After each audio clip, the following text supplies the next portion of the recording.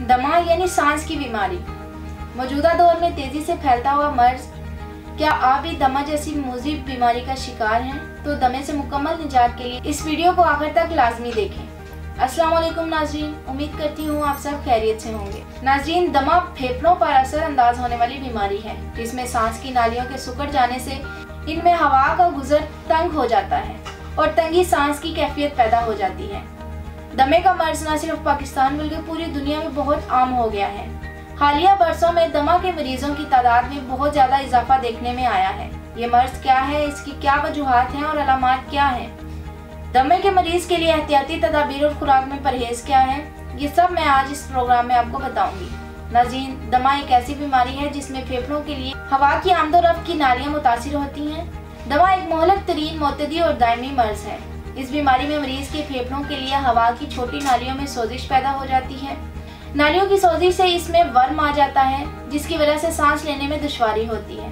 दमे की मुख्तलिफ वजूहात हैं जिनकी वजह से इंसान दमे के मर्ज में मुब्तला होता है। इनमें अंदरूनी और बैरूनी एलर्जी, धूल, मिट्टी, गर्दो गुबार का सांस लेने के जरिए फेफड़ों में जाना शामिल है। इसके अलावा मौसम की तब्दीलियों के बायस भी कुछ लोगों में दमे का मर्ज पैदा होता है। सांस की नालियों में इन्फेक्शन, सिगरेट नोशी, इसके अलावा फिजाई आलूदगी से भी सांस की तकलीफ यानी दमे का मर्ज लाहक होता है। दमे की सबसे आम अलामत में सांस लेते वक्त सीटी की आवाज का आना, इसके अलावा मुसलसल खांसी होना और सांस लेने में दुश्वारी पेश आना है। ये अलामतें सेहत के किसी और मसले के बायस भी हो सकती हैं, लेकिन ज्यादातर इनका दमे से ही ताल्लुक है। इसलिए पहली मर्तबा अमूमन इस मर्ज की तशखीस में थोड़ी मुश्किल पेश आती है।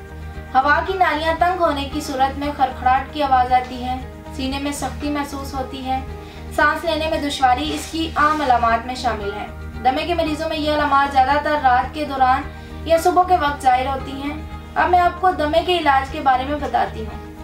कुदरती तरीका इलाज जो कि तिब्बे इस्लामी के असूलों के ऐन मुताबिक किया जाता है। इस तरीका इलाज की खास बात यह है कि इसमें मर्ज से मुकम्मल शिफायाबी के राज पोशीदा हैं। जहाँ तक दमे के मर्ज की बात है तो इसका सबसे बेहतरीन इलाज ही कुदरती तरीका इलाज है, जिससे बेहतर तौर पर सांस की तकलीफ को कंट्रोल किया जा सकता है।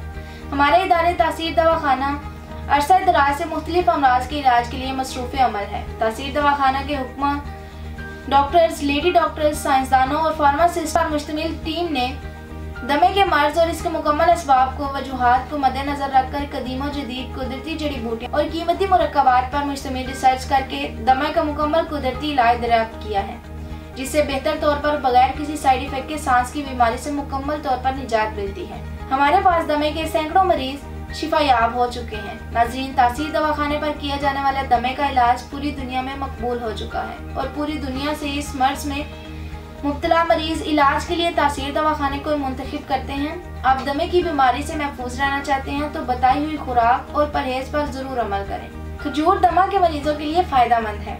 गाजर का रस रोजाना पिए जो दमे के मरीजों के लिए इंतहाई मुफीद है। सांस की बीमारी को हमेशा के लिए खत्म नहीं किया जा सकता, लेकिन इससे बचने के लिए रोजाना की खुराक में बुनियादी तब्दीलियां जरूरी हैं। तरबूज सांस की बीमारी और दमे के मरीजों के लिए बहुत ही मुफीद गज़ा है। इसी तरह जो लोग हफ्ते में 5 सेब खाते हैं, इन लोगों में दमे में मुब्तला होने के चांसेस 32% तक कम हो जाते हैं। सेब में फ्लोनाइड्स की मौजूदगी से ये मस्बत मरतब होते हैं। खरबूजे, ग्रेप फ्रूट जिनमें विटामिन सी वफर मिकदार में होने की वजह से सांस की बीमारी में कमी होती है। इसी तरह गाजरें, इनमें एक एंटीऑक्सीडेंट बेटा कैरोटीन पाया जाता है जो कि जिस्म में जाकर विटामिन ए में तब्दील होता है। इससे दमे में होने के अमकानात कम होते हैं। परहेज में सबसे पहले अंडों से परहेज जरूरी है।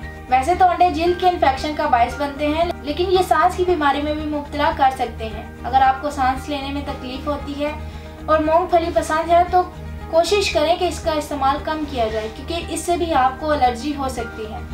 मूंगफली के इस्तेमाल से सांस की बीमारी लाहक हो सकती है, इसलिए ऐसे अफराद जो सांस की बीमारी का शिकार हैं और मूंगफली के शौकीन हैं तो इनको चाहिए कि वो मूंगफली का इस्तेमाल कम कर दें या फिर मुकम्मल तौर पर तर्क कर दें। दमे में इंसान की सांस की नालियां बंद, इनमें सोजन हो जाती है और नमक में ये खासियत है कि ये सांस की नालियों को वक्ती तौर पर बंद कर सकता है। इसलिए दमे के मरीजों को सोडियम के इस्तेमाल से अक्सर मना करते हैं। नमक न सिर्फ दमा बल्कि दीगर कई तरह की बीमारियों को जन्म देता है, लिहाजा इससे दूर रहना ही इंसानी सेहत के लिए बेहतर है। नाज़रीन, बहुत सी एहतियाती तदाबीर हदायत हैं जो आपको इस मर्ज में मुब्तला होने से दूर रख सकती हैं, बशर्त कि इन पर अमल किया जाए। इनमें आपको चाहिए कि अपने पेट को हमेशा साफ रखें, कोशिश करें कि कब्ज ना हो, लेकिन बाज़ औक़ात कब्ज के मुसलसल रहने की वजह से भी सांस की तकलीफ का आर्जा लाहक हो जाता है। जुद हजम खुराक का इस्तेमाल करें। ऐसी खुराकें जो देर से हजम होती हैं, इनको खाने से इज्तनाब करें। इसी तरह रात का खाना जल्दी और जुद हजम खाएं।